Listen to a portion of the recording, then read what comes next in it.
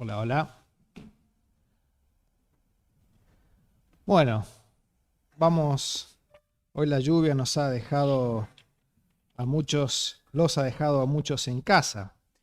Igual vamos a compartir en esta noche acerca de los nombres de Dios, ¿no? Seguimos con este tema que, como decíamos, nos revela el carácter de Dios, atributos de Dios acerca de su persona.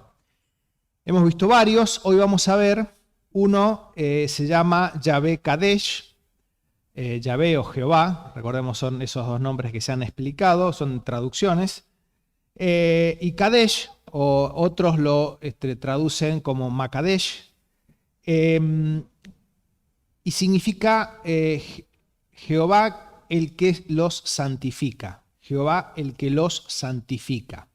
Eso significa ese nombre. Pero hoy vamos a ver dos nombres, ya voy a ver el segundo, que son dos nombres que están relacionados entre sí, dos nombres de Dios que están relacionados. Vamos a ir primero a Éxodo 31:13 para ver la primera ocurrencia de este nombre de Dios en la Biblia. Éxodo 31:13 dice: Tú hablarás a los hijos de Israel, diciendo, en verdad, vosotros guardaréis mis días de reposo, porque es señal entre mí y vosotros por vuestras generaciones, para que sepáis que yo soy Jehová, que os santifico. Ese Jehová que os santifico, Jehová el que nos santifica, es Jehová Kadesh o Yahvé Kadesh, siendo Kadesh esa palabra santificar. Y la palabra significa separar algo o alguien del uso común para consagrarlo o dedicarlo a una tarea o a un propósito especial, ¿no? Tomar algo que se utiliza comúnmente para alguna acción o alguien, una persona, y separarlo para un uso dedicado y especial. Eso significa. Entonces aquí está diciendo, Dios le está pidiendo que guarden el día de reposo, porque a través de esto Dios era el que los estaba santificando. Entonces, Dios lo que estaba haciendo con esto era tomarlos, dejar de ser personas comunes, normales y corrientes, y siendo personas que estaban en un proceso de santificación, que estaban apartadas para un uso específico y dedicado para Dios. Dios es el que quería santificar a la nación, y por medio de un montón de ordenanzas y mandamientos, Dios los santificaba, ¿no? Es decir, los apartaba de las demás personas, de los demás pueblos, y los hacía consagrados para Él. Bien, otros usos de esta palabra están en Levítico 28. Vamos a aprovechar que tenemos aquí el proyector, Levítico 28. Dice, guardarás mis estatutos y ponedlos por obra, yo Jehová que os santifico. No vamos a leer todas las referencias que hay de este nombre, vamos a leer algunas nada más para sacar alguna aplicación. 21:8. Le santificarás, por tanto, pues el pan de tu Dios ofrece. Santo será para ti, porque santo soy yo Jehová que os santifico. Y 22:9, guarden pues mis ordenanzas para que no lleven pecado por ello, no sea que así mueran cuando la profanen. Yo Jehová que los santifico.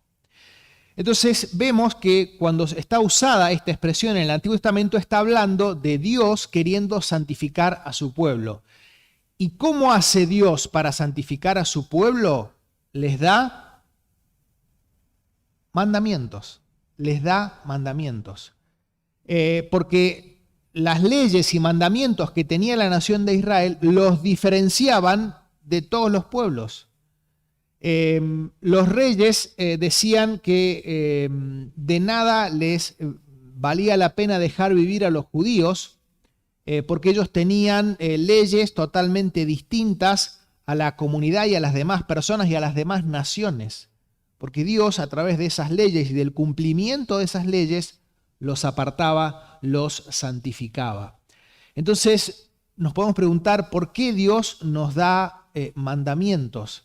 Bueno, primero los mandamientos que Dios nos da son para nuestro cuidado, son para nuestro bien. Si nosotros obedecemos esos mandamientos, los mayores beneficiados somos cada uno de nosotros. Y Dios a través de esos mandamientos es que nos va santificando, si nosotros obviamente los obedecemos. Entonces Dios es el que nos santifica, el que nos hace santos, y cómo lo hace por medio de los mandamientos que tenemos que obedecer a aquellos que hemos creído en Él. Ahora bien, leímos en uno de los versículos, vamos a leer Levítico 27. Levítico 27 nos da el motivo por el cual Dios hace esto. Santificaos pues y sed santos, porque yo Jehová soy vuestro Dios. Y leemos 22:9 de Levítico.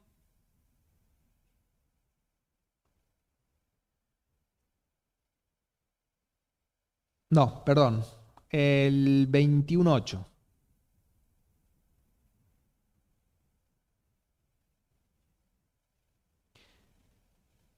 Lo santificarás, por tanto, pues el pan de tu Dios ofrece, santo será para ti, porque santo soy yo Jehová, que os santifico. O sea, Dios es santo. Y como Dios quiere tener comunión con su pueblo, Él necesita que su pueblo sea santo. Si no, esa comunión no se puede dar. Entonces, Dios es santo y como Él es santo, desea que nosotros seamos santos. Pero en nosotros no está el ser santos, porque tenemos una naturaleza que tiende al pecado. Bueno, es Dios el que obra en nuestra vida y el que nos santifica por medio de su palabra, por medio de las ordenanzas, mandamientos que nos ha dejado en ella. Leemos 1 Pedro 1, 15 y 16. 1 Pedro 1, 15 y 16. Dice, sino como aquel que os llamó es santo, sed también vosotros santos en toda vuestra manera de vivir.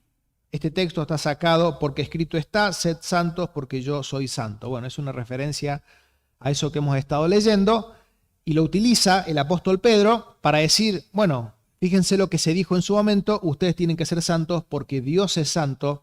Entonces el motivo por el cual Dios nos quiere santificar es porque Él quiere tener comunión con nosotros y para que eso ocurra tenemos que ser santos. Recordemos que santo significa alguien apartado de las demás personas, no que vivamos ermitaños en un túnel, sino que apartado en cuanto a que tiene una vida diferente. Se rige por normas de vida diferentes, no por las normas de vida del mundo, sino que se rige por las normas de vida que están escritas en la palabra de Dios.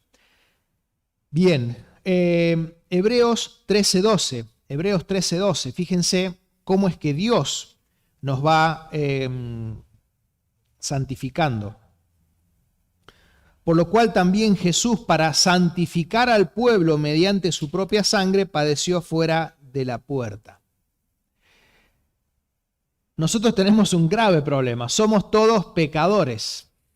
Y como pecadores merecíamos la condenación, el infierno. Ahora bien, Dios es amor y Dios no desea que el hombre vaya al infierno, a la condenación. Entonces, ¿qué hace Dios? Envió a su Hijo Jesucristo. Y Él, como dice aquí, para santificar al pueblo mediante su propia sangre. Jesucristo santificó al pueblo mediante su obra en la cruz. Entonces, yo que soy pecador, a mis 20 años pedí perdón por mis pecados, creí en Jesucristo y eso me trajo la salvación del alma. Cristo limpió mi vida, Cristo limpió mi corazón y cuando eso pasa, Dios dice que nos hace santos.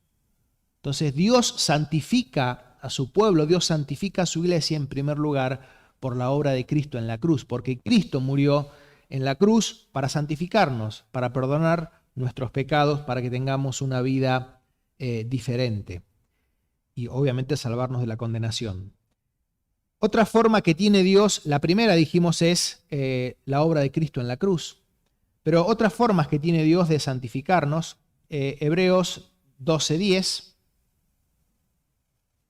Hebreos 12:10.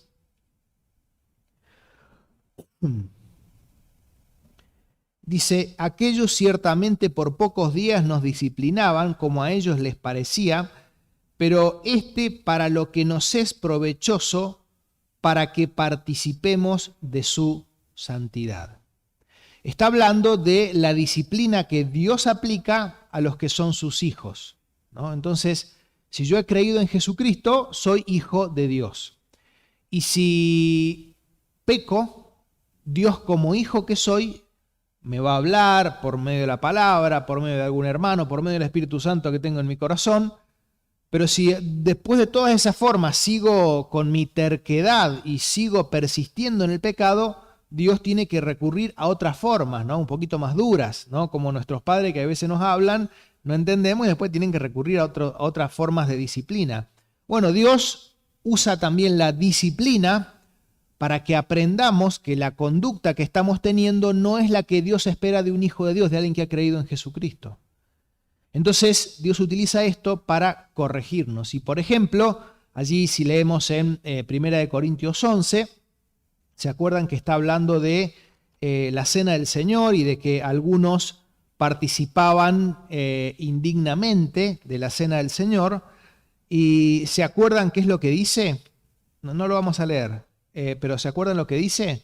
Dice que hay algunos, muy bien, algunos enfermos, otros debilitados y otros duermen. Significa que el Señor había disciplinado a estos creyentes que estaban con pecado en su vida y participando en la cena del Señor. Esa doble vida persistente en el tiempo, no es que fue una vez, no, fue persistente en el tiempo, es la que Dios castiga, primero debilitándolos, alguna enfermedad, enfermos, se ve que son distintos grados, y otros incluso ya habían partido y estaban con el Señor.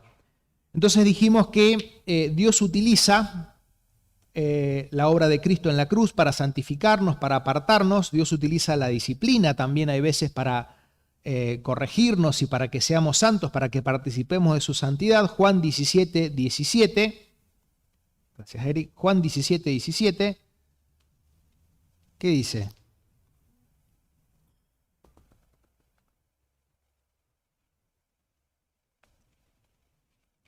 Santifícalos en tu verdad. Tu palabra es verdad. Santifícalos en tu verdad. Dios, que es el que nos santifica, Jesucristo está orando a su Padre y le pide por nosotros, por la iglesia, por los que van a ser salvos por medio de su obra en la cruz. Y dice, yo quiero que ellos sean santos. Yo quiero que vos los santifiques, porque Dios es el que nos santifica. Ahora, ¿cómo es que Dios puede santificarnos?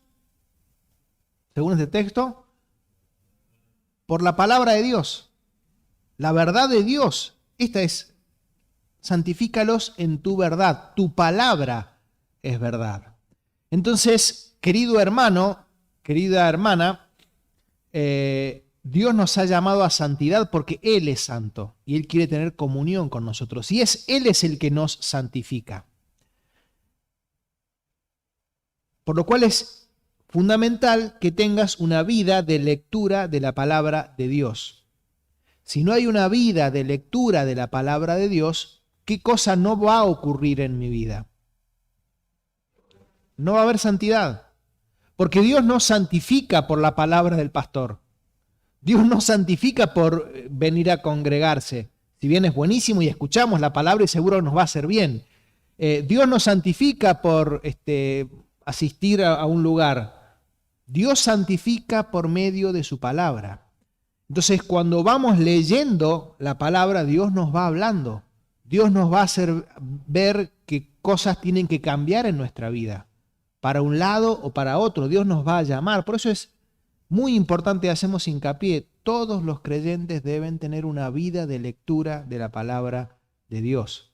Si no, no hay santidad, y si no hay santidad, no hay comunión con Dios. No solo Dios, primero tuvo que haber ocurrido la obra de la cruz, que hayamos creído. Hay veces que Dios utiliza la disciplina, pero fundamentalmente y el proceso transcurre sin dolor o con el menor dolor posible si simplemente tenemos lectura y comunión con Dios por medio de su palabra. Santifícalos en tu verdad, tu palabra es verdad. Bien, 1 Tesalonicenses 5, 23 y 24. 1 Tesalonicenses 5, 23 y 24. Dice: y el mismo Dios de paz os santifique por completo, y todo vuestro ser, espíritu, alma y cuerpo sea guardado irreprensible para la venida de nuestro Señor Jesucristo. Fiel es el que os llama, el cual también lo hará. Bueno, este texto dice muchas cosas. Primero dice que el Dios de paz os santifique por completo, espíritu, alma y cuerpo. ¿Por qué dice esto? Porque habían algunas sectas en la antigüedad que creían que había pecados del espíritu y pecados del cuerpo, y que los pecados del cuerpo no eran importantes, pero los pecados del espíritu sí. Entonces, si yo tengo envidia, eso estaba mal, eso era pecado.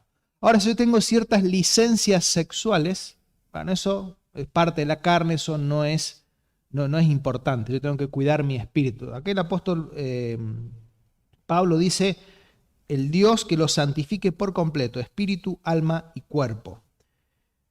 Y después dice: fiel es el que los llama, el cual también lo hará. Está queriendo decir que Dios es fiel, que los está llamando a la santidad y el cual va a hacer que ustedes sean santos. Entonces Dios no es que se da por vencido. ¿Saben hace cuánto que estoy luchando porque Carlos sea santo? ¡Ay, me da cada dolor de cabeza, Carlos! Y Gabriel, ¡ay, qué dolor de cabeza que me da Gabriel! Y cuando esto y aquello otro, ¿y qué pensará? ¿Cuánto podrá decir Dios de nosotros? Pero gracias a Dios que Dios nos tiró los guantes. Dios nos dijo: con Carlos ya me cansé de lidiar, con Gabriel ya me cansé de lidiar, y con Daniel, bueno, ni hablemos tampoco. No, Dios no dice eso. Dice que Dios nos llama y que Él es fiel y que Él va a seguir llamándonos y va a seguir trabajando en nuestra vida, porque su fidelidad, Él lo ha prometido así, para que seamos santos. Dios persiste, si somos sus hijos, en la santidad en nuestra vida. Dios persiste en santificarnos. Y si lo entendemos por las buenas, si nosotros buscamos la santidad, bienvenido. Y si tal vez somos un poquito rebeldes, Dios nos irá hablando, y también pudiera ocurrir algún tipo de disciplina de parte de Dios para nuestro bien. Así como nuestros padres a veces nos disciplinan para nuestro bien y porque nos aman. Dios busca la santidad en sus hijos y Dios va a persistir en esa santificación para con cada uno de nosotros. Bien, ¿para qué nos santifica Dios? 1 Pedro 2.9. 1 Pedro 2.9 dice: mas vosotros sois linaje escogido, real sacerdocio, nación santa, pueblo adquirido por Dios, para que anunciéis las virtudes de aquel que os llamó de las tinieblas a su luz admirable. Dice nación santa. El pueblo de Dios, todos aquellos que han creído, la iglesia, es una nación santa. Y Dios la ha adquirido, la ha comprado a precio de la sangre de Jesucristo. ¿Para qué? Para que anunciemos las virtudes, las bondades de aquel que nos sacó de las tinieblas y nos llamó y nos puso en la luz admirable, ¿no? Entonces, lo comentaba Gustavo el sábado, ¿no? Dios nos quiere utilizar, pero Dios no va a usar vasos sucios. Dios no utiliza instrumentos sucios. Habrá distintas clases de instrumentos, como tan distintos somos cada uno de nosotros, pero Dios utiliza siempre cosas limpias, ¿no? Para su gloria.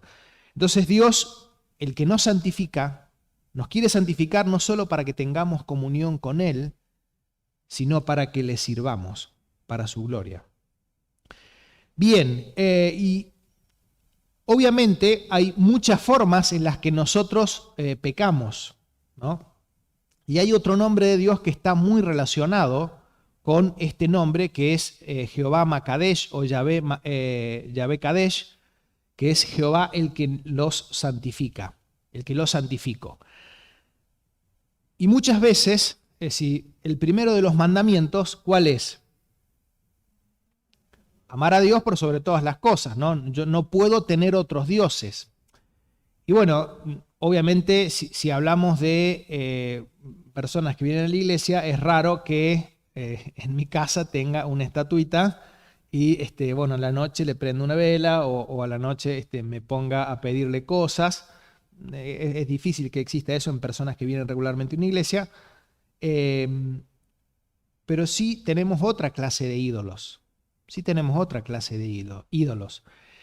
Y un ídolo es lo que ocupa el lugar de Dios. Dios tiene que tener el primer lugar. Y si Dios no tiene el primer lugar y hay otra cosa que tiene el primer lugar, eso se ha transformado en mi vida en un ídolo, ¿no? Entonces, cuando Dios no está en primer lugar, saben que la relación de Dios y la iglesia, de Cristo y la iglesia, es la relación de un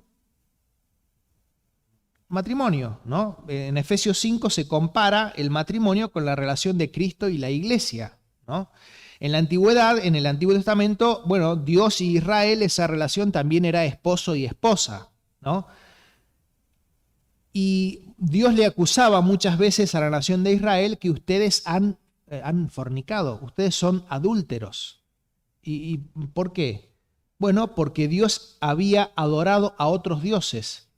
Y eso en esa supuesta, o para que lo entendamos, en esa relación matrimonial que tenía Dios con la nación de Israel, eso era engañar a Dios, espiritualmente hablando, ¿no?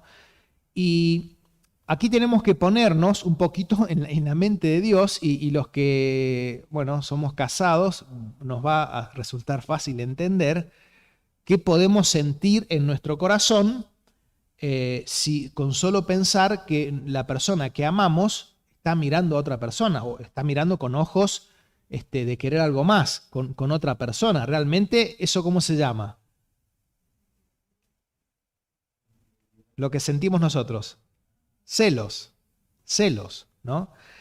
Entonces, el nombre relacionado a Dios que nos santifican es celoso. Dios es un Dios celoso. ¿Mm? Vamos a ver qué significa eso.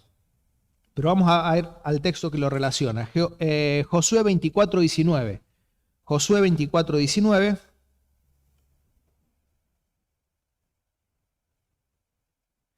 Dice, entonces Josué dijo al pueblo, no podréis servir a Jehová, porque Él es Dios santo y Dios celoso. No sufrirá vuestras rebeliones y vuestros pecados. Dios es un Dios santo, por eso es que Él nos santifica para que tengamos comunión con Él, y Dios es un Dios celoso. Y uno de los pecados que podemos cometer es que Dios no sea lo primero en nuestra vida.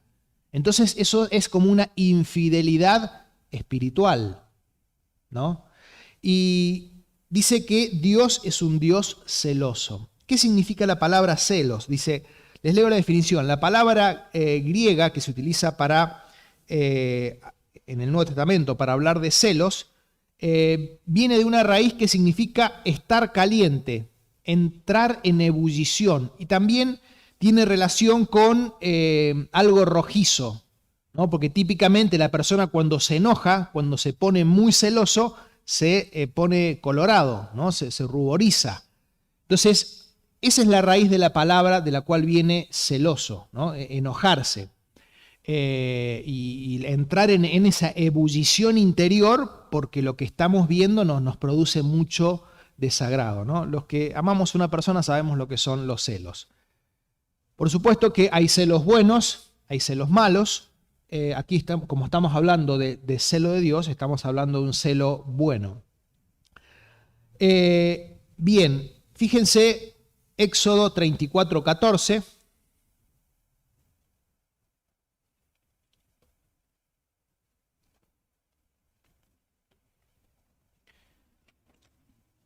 Porque no te has de inclinar a ningún otro Dios, pues Jehová, cuyo nombre es celoso, Dios celoso es. Fíjense, dice, cuyo nombre es celoso. Y aquí tenemos que pensar cuántas cosas muchas veces ocupan el lugar de Dios. Y a veces son cosas totalmente legítimas. Jesucristo contó muchas historias. Una vez un hombre le dice, Señor, te seguiré, pero espera que vaya y entierre a mi padre. Jesucristo le dijo, bueno, está bien, no hay problema, anda y después nos vemos, nos encontramos en algún momento. ¿Qué le dijo? No, deja que los muertos entierren a los muertos. Bueno, hay diferentes versiones de eso. Algunos, los velorios en los judíos duraban muchos días y Jesucristo andaba por su ministerio por todos lados, ¿no? Y no podía detenerse, capaz que, no sé, 4 semanas, porque este hombre tenía que estar velando a su padre. Si querés seguir a Jesucristo, deja que ese tiempo los muertos velen a los muertos, dice Jesucristo. Otros, cuando relata esta parábola de este hombre que hace una gran fiesta y dice que había convidado al banquete, y alguno dijo, bueno, no puedo porque me he casado, ¿no? Y bueno, quiero disfrutar de mi matrimonio, ¿no? Esta nueva etapa tan hermosa. No deja de ser una excusa, ¿no? Y los padres, Dios nos ama a honrar a nuestros padres, a nuestras madres, Dios nos llama a amar a nuestras esposas, nos llama a amar a nuestros hijos, pero el primer lugar lo tiene que tener Dios. Jesucristo dijo, si alguno ama a padre y madre más que a mí, no es digno de mí. Y por supuesto que tenemos que amar y hay muchísimos mandamientos y nadie va a amar más a la familia que un cristiano que ama primero a Dios. Pero muchas veces, hay veces que Dios está en segundo lugar y la familia está en primero. Y eso nos complica para servir, nos complica para hacer cosas. Y Dios es un Dios celoso. Dios es un Dios celoso. Y cuando Él está en segundo lugar, Él se pone celoso.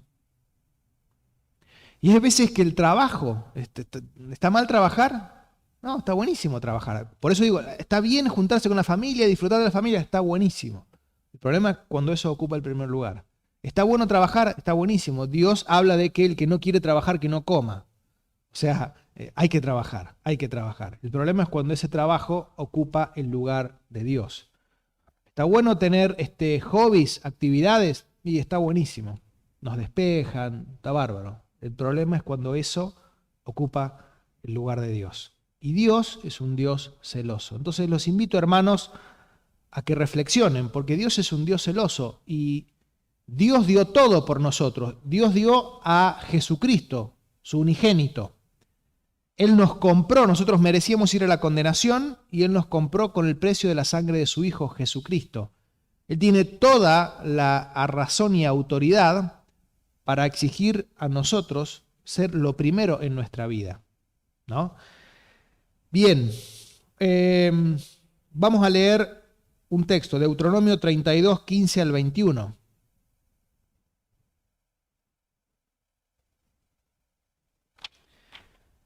Bien, yo lo voy a ir leyendo y voy a ir remarcando algunas frases. Pero engordó Jesurum y tiró coces. Engordaste, te cubriste de grasa. Entonces abandonó al Dios que lo hizo y menospreció la roca de su salvación. Le despertaron a celos con dioses ajenos. Lo provocaron a ira con abominaciones. Sacrificaron a los demonios y no a Dios, a dioses que no habían conocido, a nuevos dioses venidos de cerca, que no habían temido vuestros padres. De la roca que te creó te olvidaste, te has olvidado de Dios tu creador. Y lo vio Jehová y se encendió en ira, por el menosprecio de sus hijos y de sus hijas. Y dijo, esconderé de ellos mi rostro, veré cuál será su fin, porque son una generación perversa, hijos infieles. Ellos me movieron a celos con lo que no es Dios, me provocaron a ira con sus ídolos, yo también los moveré a celos con un pueblo que no es pueblo, los provocaré a ira con una nación insensata. Bien, varias cosas interesantes dice en este pasaje. Primero, dice en el versículo 15, engordó Jesurum y tiró coces. Está hablando de Jerusalén, de la nación entera, y dice engordó. Significa que antes estaba flaco, ¿no? Entonces está hablando de alguien que estaba con mucha necesidad y que como estaba con mucha necesidad buscó a Dios. Pero cuando ya estaba satisfecho, es más, ya tenía grasa, significa que ya es como que comía de más. Bueno, ya no te necesito. Y tirar coces es tirar una patada, es la patada que tira el animal tratando de sacarse el arado, el yugo. O sea, ya no te necesito. ¿Cuántas personas le dicen a Dios eso? Vienen, cruzan por esa puerta, tal vez en un momento de enfermedad, de angustia, de problemas familiares, económicos, y Dios, Dios, Dios, Dios, Dios, Dios. Se soluciona el problema y, bueno, ya está, no te necesito y no las vimos más. Eso pasa en la historia. Dice, lo despertaron a celos, versículo 16, con los dioses ajenos. Dice, sacrificaron a los demonios y no a Dios. Sacrificaron a los demonios y no a Dios. Y yo dije que Dios, un ídolo, es todo aquello que ocupa el lugar de Dios. Incluso pueden ser cosas legítimas, si ocupan el primer lugar y no el lugar que le corresponde a Dios. Y yo la pregunta que quiero hacerme y que les invito a hacerse es, dice, ellos sacrificaron a otros dioses o a los demonios, dice acá, y no a Dios. Yo pregunto, ¿por qué cosas nos sacrificamos? ¿Por qué cosas nos esforzamos? ¿Nos esforzamos por servir a Dios? ¿Nos esforzamos por leer? ¿Nos esforzamos por orar? ¿Por tener una comunión con Dios? ¿Nos esforzamos por crecer espiritualmente? O tal vez nos sacrificamos. Una dice, mira todo lo que he logrado, pero vos tenés que ver mi sacrificio, todo lo que yo me he esforzado para lograr lo que he logrado. En cualquier ámbito de nuestra vida, alguno podría decir, bueno, ¿por qué cosas nos sacrificamos? ¿Nos sacrificamos por Dios? ¿Nos esforzamos por Dios? Ellos lo hacían por cosas incorrectas. Dice, de la roca que te creó te olvidaste, versículo 18, te has olvidado de Dios tu creador. Y el principio de la caída y de hacer que Dios se ponga celoso viene cuando nos olvidamos de Dios. ¿Y cuándo nos vamos olvidando de Dios? Olvidarse de Dios no es un proceso que ocurra de un día para el otro. Nunca ocurre así. Siempre es una decadencia. Cada vez vamos orando menos, cada vez vamos leyendo menos la palabra, nos vamos con ya me cuesta bastante congregarme y de repente, bueno, hay algo que es el disparador final y no me vieron más. Me olvidé de Dios. Y cuando nos vamos olvidando de Dios, vamos poniendo otras cosas en su lugar y vamos despertándole a celos. Fíjense qué otras cosas pasan cuando nos olvidamos de Dios. Versículo 19. Por el menosprecio de sus hijos y de sus hijas. Menosprecio a Dios. Versículo 15 dice, engordó Jesurum y tiró coces y dice al final, y menospreció la roca de su salvación. Menospreciamos a Dios. ¿Se acuerdan lo que dijo Jesucristo en Mateo 6:24? Ninguno puede servir a dos señores. ¿Por qué? Amará a uno y menospreciará al otro. No se pueden tener dos señores en la vida. Entonces, Dios tiene que ser lo principal en nuestra vida, porque si no, lo vamos a estar menospreciando. Y la nación de Israel le preguntaba a Dios, ¿en qué te hemos menospreciado? ¿En qué te hemos menospreciado? Bueno, cuando no creemos que es importante servir a Dios, le estamos menospreciando. Si no leemos la Biblia, le estamos menospreciando. Dios nos dejó la palabra misma de Dios, la hoja de ruta para la vida, y nosotros, la verdad, alguno podrá pasar que ni la toca. Bueno, es un menosprecio. A veces, no, ir demasiado a la iglesia, congregarme mucho, no, yo tampoco. Es un menosprecio de Dios. Y con esas cosas le hacemos poner celoso. Bien, dos últimos textos. Tito 2:14.